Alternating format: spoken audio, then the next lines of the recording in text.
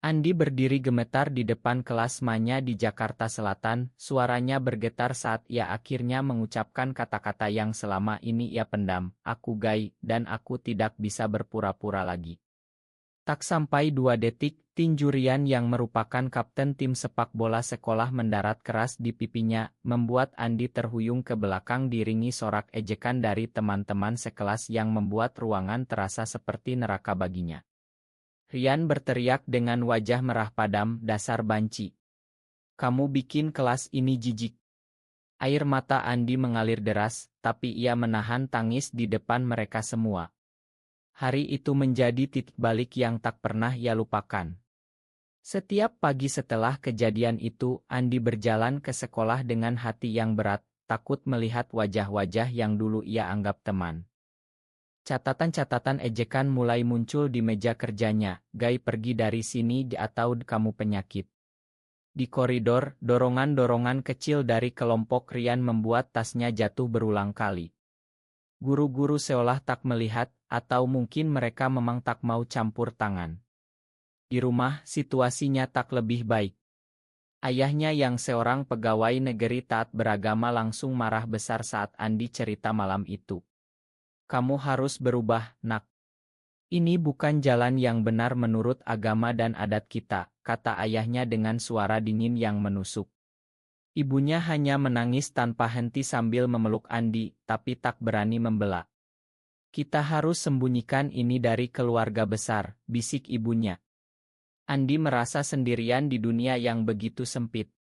Malam-malam ia menghabiskan waktu di kamar, menatap langit-langit sambil bertanya pada diri sendiri mengapa ia harus dilahirkan seperti ini di Indonesia yang masih memandang orientasi seksualnya sebagai sesuatu yang salah.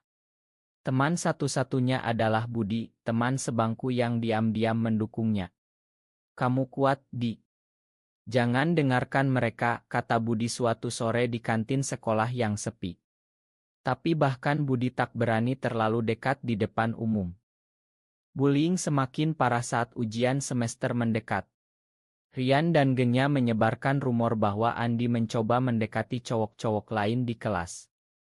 Andi mulai melewatkan makan siang, bersembunyi di perpustakaan sampai bel pulang berbunyi. Nilainya tetap tinggi karena ia menyalurkan semua energi ke buku, tapi jiwa raganya hancur. Saat wisuda akhirnya tiba, Andi berdiri di panggung dengan senyum palsu, melihat Rian yang menerima penghargaan sebagai siswa teladan.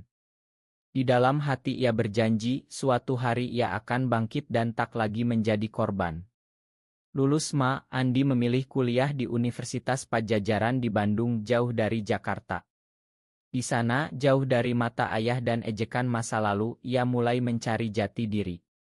Ia bergabung dengan komunitas kecil mahasiswa yang mendukung hak-hak LGBTQ secara rahasia melalui forum online. Pertemuan pertama di sebuah kai kecil di Dago membuatnya menangis haru. "Kamu bukan sendirian," kata seorang senior bernama Sinta. Andi mulai belajar mencintai dirinya sendiri, meski bayang-bayang Rian masih sering muncul dalam mimpi buruknya. Ia belajar desain grafis dan bisnis, bertekad membangun karir yang membuatnya tak tergantung pada siapapun. Tahun-tahun kuliah berlalu dengan cepat. Andi lulus cum laude dan langsung mendapat pekerjaan di sebuah agensi periklanan ternama di Jakarta. Hidupnya mulai stabil, tapi luka lama itu masih ada, menunggu waktu untuk dibuka kembali. Setelah 5 tahun bekerja keras di agensi, Andi akhirnya mendirikan perusahaan desain sendiri bernama Andira Creative. Kantor kecil di kawasan Sudirman mulai berkembang pesat berkat klien-klien besar dari perusahaan multinasional.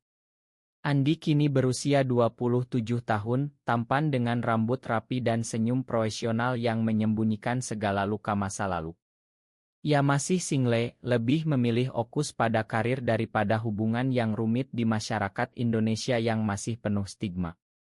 Keluarganya di Jakarta jarang ia kunjungi, hanya saat Lebaran atau Natal, di mana ia harus berpura-pura sebagai pria normal yang sibuk mencari jodoh perempuan. Ayahnya masih sesekali bertanya, "Kapan kamu bawa pacar pulang?" dan Andi hanya tersenyum sambil menjawab, "Masih fokus kerja, Pak." Di dalam hati ia tahu kebenaran itu tak akan pernah diterima. Suatu pagi biasa, Andi menerima telepon dari asistennya. Pak, ada tawaran merger dari perusahaan besar, Trianjaya Group. Mereka ingin kita menjadi mitra desain untuk proyek mal baru di PIK. Pertemuan besok pagi di kantor mereka.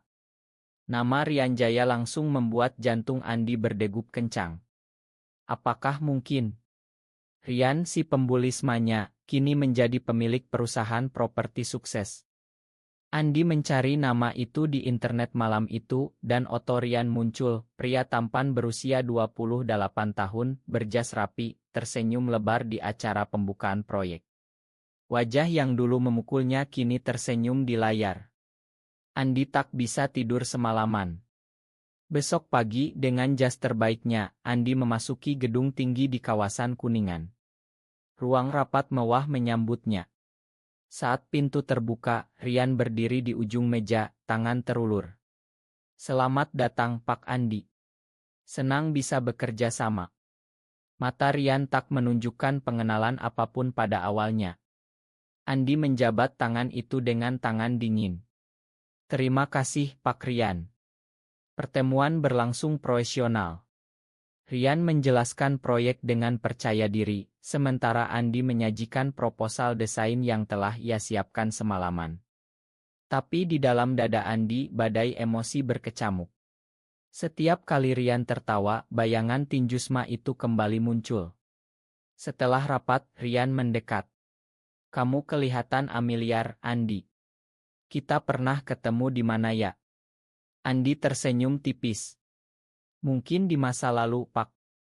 Hari-hari berikutnya, kerja sama semakin intens. Andi sering ke kantor Rianjaya untuk diskusi. Rian ternyata berubah banyak, lebih dewasa, lebih sopan, tapi masih dengan aura dominan yang sama. Suatu sore, saat hujan deras di Jakarta, Rian menawarkan antar Andi pulang. Di dalam mobil mewah itu, keheningan menyelimuti. Kamu baik-baik saja, Andi? Kelihatan tegang sejak rapat pertama, tanya Rian tiba-tiba. Andi menoleh, hati berdebar.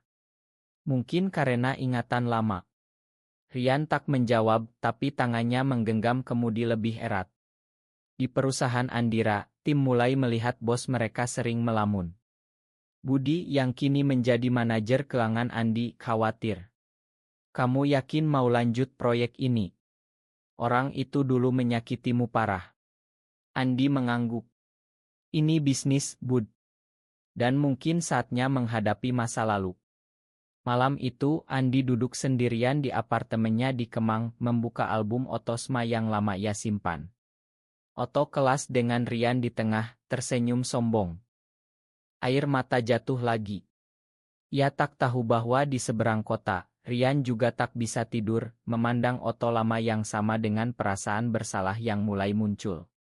Kerja sama bisnis berjalan lancar, tapi ketegangan emosional semakin terasa setiap kali mereka bertemu. Andi mulai melihat sisi lain dari Rian, pria yang bekerja keras untuk membangun perusahaan dari nol setelah ayahnya meninggal, pria yang juga menyimpan rahasia. Proyek mal baru semakin mendekati deadline, dan Andi serta Rian harus bekerja lembur hampir setiap malam. Di ruang kerja Rian yang luas, mereka berdua membahas detail desain hingga larut. Suatu malam, saat listrik Jakarta padam karena hujan deras, hanya cahaya lilin darurat yang menerangi meja.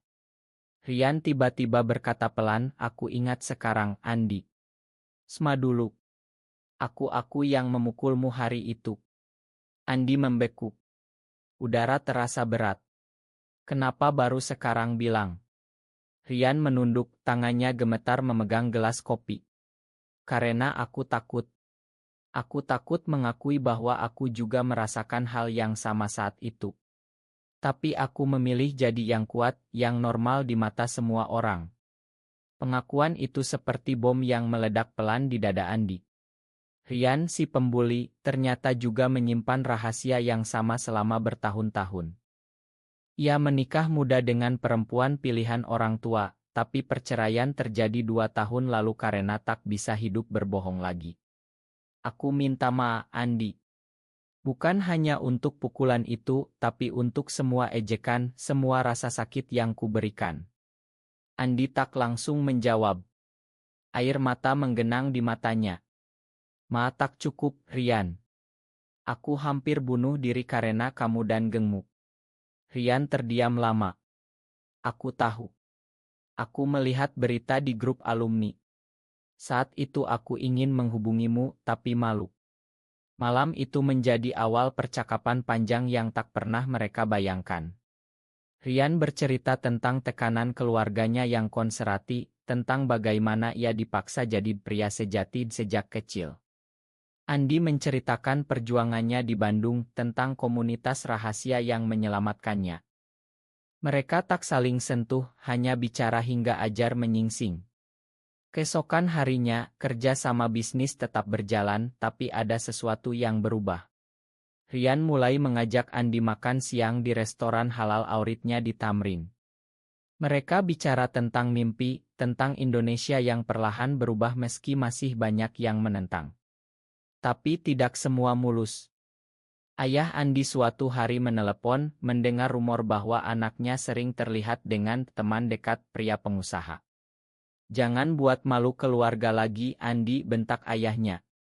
Andi menutup telepon dengan tangan gemetar. Di sisi lain, mantan istri Rian mulai menyebarkan gosip di kalangan sosialita bahwa Rian berubah haluan. Tekanan masyarakat mulai terasa. Tim di kantor Andira juga mulai berbisik-bisik. Budi memperingatkan, hati-hati di Jakarta kecil untuk rahasia seperti ini. Meski begitu, Andi tak bisa menyangkal perasaan baru yang tumbuh. Setiap kali Rian tersenyum padanya, hati Andi hangat. Bukan lagi kebencian, tapi sesuatu yang lebih dalam, lebih lembut. Rian juga berubah. Ia mulai membaca buku tentang identitas dan hak yang ia beli secara online. Suatu akhir pekan, Rian mengajak Andi ke Pantai Anyer untuk refreshing setelah deadline proyek tahap pertama. Di sana, di bawah langit senja, Rian berkata, aku tak ingin kehilangan kamu lagi, Andi. Bukan sebagai mitra bisnis, tapi sebagai lebih dari itu. Andi tak menjawab langsung, tapi tangannya menyentuh tangan Rian sebentar, hangat dan penuh harap. Kembali ke Jakarta, proyek semakin sukses. Media mulai meliput Andira Tretie sebagai mitra Rian Jaya Group. Tapi di balik sorotan, konflik batin mereka semakin kuat. Andi bertanya pada diri sendiri, apakah ia bisa memakan sepenuhnya. Rian bertanya, apakah ia berani keluar dari bayang-bayang masa lalu. Kesuksesan proyek mal membuat kedua perusahaan semakin dekat. Andi dan Rian sering bepergian ke Surabaya untuk meeting dengan investor. Di kereta bisnis malam hari, mereka duduk bersebelahan, bicara tentang segalanya kecuali perasaan yang semakin jelas. Rian menceritakan bagaimana ia hampir bunuh diri di tahun kedua kuliah karena tekanan yang sama. Aku iri padamu, Andi. Kamu berani dari SMA. Andi tersenyum pahit. Berani. Aku hanya tak punya pilihan lagi. Di Surabaya, saat makan malam dengan klien, seorang investor tua bertanya santai, kalian berdua kelihatan sangat kompak. Sudah berapa lama bersama? Pertanyaan polos itu membuat suasana canggung. Rian menjawab cepat, sudah dari SMA, Pak. Malam itu di hotel, Rian mengetuk pintu kamar Andi. Aku tak bisa bohong lagi. Aku menyukaimu, Andi. Bukan sebagai teman, bukan sebagai mitra. Andi membuka pintu lebar. Mereka duduk berhadapan di balkon, angin laut Surabaya meniup pelan. Aku juga, Rian. Tapi luka itu masih ada. Aku takut terluka lagi. Rian mengangguk mengerti. Aku akan tunggu. Aku akan buktikan aku berubah. Kembali ke Jakarta, masalah baru muncul. Ayah Rian yang baru pulih dari sakit mengetahui hubungan dekat mereka. Kamu sudah cukup malu keluarga dengan perceraian. Jangan tambah lagi, teriak ayah Rian di telepon. Rian menangis sendirian di kantornya malam itu. Andi datang, memeluknya tanpa kata. Pelukan pertama mereka penuh kehangatan dan pengertian. Tapi masyarakat tak memberi ruang. Gosip di media sosial mulai beredar, dua pengusaha muda Jakarta terlalu dekat. Andi mulai menerima ancaman anonim via email. Jangan rusak nama baik Indonesia. Ia tak cerita pada Rian, tak ingin menambah beban.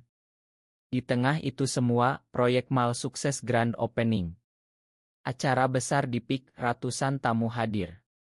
Andi dan Rian berdiri di panggung bersama, tersenyum untuk kamera. Tapi di balik senyum itu ada ketegangan. Malam setelah acara, di apartemen Andi, Rian akhirnya bicara terbuka. Aku siap keluar, Andi. Untuk kamu. Untuk kita. Andi terharu, tapi juga takut. Kita di Indonesia, Rian. Keluarga, teman, bisnis semuanya bisa hancur. Rian memegang tangan Andi erat. Kalau bersama, kita bisa hadapi hari-hari berikutnya penuh ujian. Budi resign karena tekanan dari keluarganya sendiri yang tahu ia mendukung Andi. Di. Aku tak sekuat kamu. Andi kehilangan sahabatnya, tapi Rian ada di sisinya.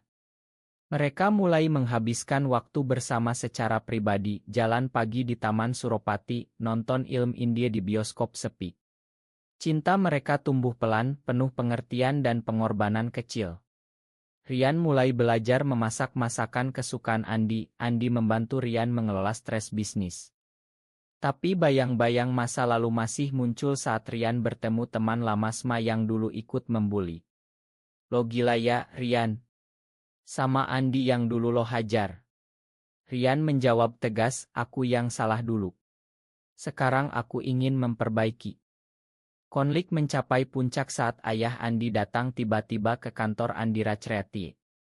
Aku dengar kamu hidup dengan pria itu. Pulang sekarang atau aku tak anggap kamu anak lagi.